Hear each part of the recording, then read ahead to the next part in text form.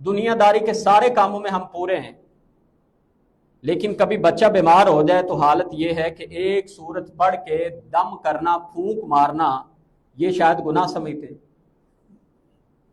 اور پتہ نہیں ہمیں کس نے بتایا ہے کہ دم کرنے کے لیے باہر مولوی صاحب کے پاس جانا، ان کے دم میں شاید کوئی زیادہ شفا ہے۔ یہ کس نے بتایا؟ دین نے تو نہیں بتایا۔ ٹھیک ہے، بعض مرض کی شدت کے ایسے اثرات اگر ہوں تو باہر سے دم کرانا یہ بھی جائز ہے۔ تو صرف وہ اذکار، وہ دعائیں مسنون جو بتائی گئی ہیں ان کے ذریعے آپ دم کریں۔ بیٹے کی طبیعت خراب ہے تو ابا جی خود کیوں نہیں دم کرتے؟ نماز تو پڑھ لیتے ہیں نا، سورہ فاتحہ پڑھتے ہیں یا نہیں پڑھتے ہیں؟ تو حضرت ابو سعید خدری رضی اللہ تعالیٰ عنہ جب کسی علاقے میں گئے، وہاں کا جو بادشاہ تھا اس کو ایک بچھو نے ڈس لیا، تو انہوں نے پوچھا کہ تم میں سے کوئی ہے دم کرنے والا؟ ابو سعید خدری رضی اللہ تعالیٰ عنہ نے اس پہ صرف سورہ فاتحہ پڑھی تھی، صرف سورہ فاتحہ، اور اس کا زہر اللہ نے دور کر دیا تھا۔ ایک اور صحابی جو ابھی ابھی ایمان لائے تھے،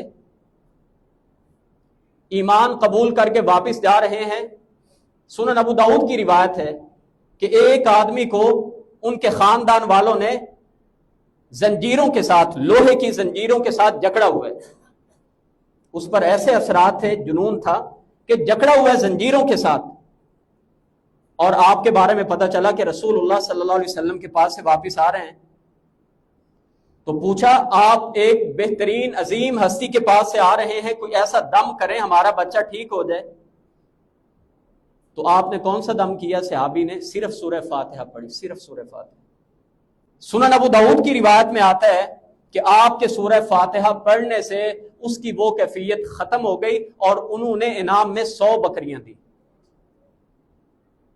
تو اللہ کے رسول علیہ السلام کے پاس ادھر سے ہی واپس آ گئے، اپنے گھر کو جا رہے تھے پہلے، ادھر سے واپس آئے تو اللہ کے رسول علیہ السلام نے ان سے پوچھا کیا تو نے صرف سورہ فاتحہ پڑھی ہے؟ جی جی اللہ کے رسول صرف سورہ فاتحہ پڑھی۔ تو ہم تو پورے دن میں پتہ نہیں کئی ہزار بار اگر کوئی بتا دے تو وظیفے کڑکا جاتے ہیں، تو وہ تصور عقیدہ نظریہ ہی نہیں ہوتا اللہ سے شفا مانگنے کا۔